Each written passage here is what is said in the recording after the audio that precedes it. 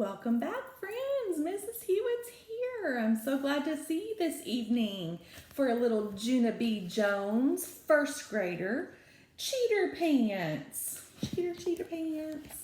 I hope you've had a wonderful day and you're ready to hear what's going on in Mr. Scary's classroom. So we're starting with chapter 3 this evening, twitching. Finally, we got to the row right next to mine. That is where Jose and Lenny sit. When Jose's turn came, he smiled so proud. He said on Saturday, his daddy bought him a brand new pair of soccer shoes. And he wore them to his soccer game. And he kicked the winning goalie with those new things. Lenny went next. He said he got a brand new thing of hair gel. Plus, also, he got some thickening cream. Seems like he's kind of into his hair, isn't he?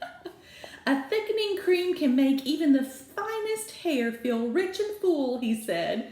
Whoa, I said. Whoa, said Herb and Jose. Whoa is the way to be supportive. May sits behind Lenny, and she stood up and she read her paper real loud. This weekend, one thing I did for fun, on Saturday, I made a pot in my pottery class. After that, I was punctual to my ballet class, and the teacher said I danced like a gazelle. Mr. Scary did a chuckle. A gazelle, huh? He said, a gazelle is a very graceful animal, isn't it? Yes, said May. Would you like to see me do a few steps? After that, she ran to the front of the room and she started to do ballet. But Mr. Scary said, please go sit back down. And as soon as she got back, I jumped right up. My turn, I said, real thrilled. I tapped on my chin. Okay. Well, let's see now. On Saturday, my grandpa Frank Miller came to babysit me, and he let me roller skate in the house. Plus, also he let me jump on my mother's bouncy bed, only pretty soon I got really pooped. So I ran into the kitchen and I drank chocolate milk right out of the carton, without even a glass, I mean. Whoa, said Herb. Whoa, said Lenny and Jose. Mr. Scary raised his hand to interrupt me. Excuse me, Junie. It sounds like you had a great time on Saturday, but I'm wondering why you're not reading from your homework paper. Just then, my heart got poundy and nervous because I should have thought about that problem. I swallowed real hard. Well, let's see, I said kind of quiet. Why aren't I reading? Mr. Scary smiled. It's all right, he said. You can start over. Just take out your paper and read what you wrote. After that, I stood there very frozen, and I couldn't even move. Mr. Scary crossed his arms at me. You do have a homework paper, don't you, Junie? He asked. I stood there for a little while longer. Then finally, I reached into my desk and I pulled out the paper I copied from May.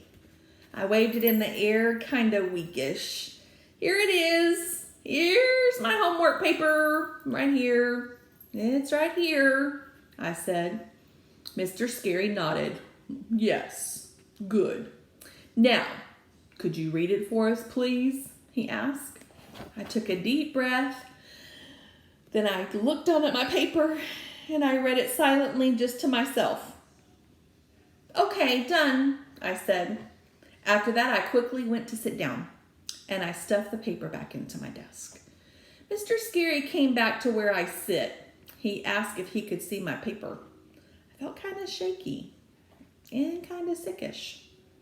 Very slowly, I took out my paper again and I handed it over. After he read it, he shook his head. Then he took my hand and he walked me into the hall. Seems that you and May had very similar weekends, doesn't it, Junie? He said. I did a gulp. Yes, it does, I said. Mr. Scary read my paper once more. So, you take a pottery class, do you? He asked. I rocked back and forth on my feet. Yep, I do. I said, I take a pottery class and I make a little, well, pots. Mr. Scary breathed real deep. And let's see, you take a ballet class too. Huh, he said. And gee, what a coincidence. On Saturday, your teacher said you danced like a gazelle. I said very fast. Gazelle, said Mr. Scary. Whatever, I said. My teacher sucked in his cheeks and he looked at that paper again. Oh, and you were very punctual too. That's amazing, isn't it? I looked up at him. Well, not if you get an early start, I said. Mr. Scary bent down next to me. His face was not very jolly. Junie Jones, do you have any idea how disappointed I am in you right now? Just then, tears came to my eyes. I didn't even expect that trouble. I quick hanged my head so he couldn't see me. I'm sorry, I said. I'm sorry you're disappointed. Mr. Scary took a deep breath. He said we would talk more about this at recess. Then he gave me a tissue from his pocket and I wiped my tears. After that, we went back into the room and I sat down at my desk very slumping. Because do you know what? I didn't luck out after all. And that is chapter 3. So she thought she was going to get away with it, but Mr. Scary figured that out, didn't he? Well, I hope you enjoyed chapter 3 today. Next time, we will read chapter 4, Cheater Pants. Seems like we're going to get right down to the words of fact here, don't we? Well, I hope, again, you had a wonderful day and you have a great evening.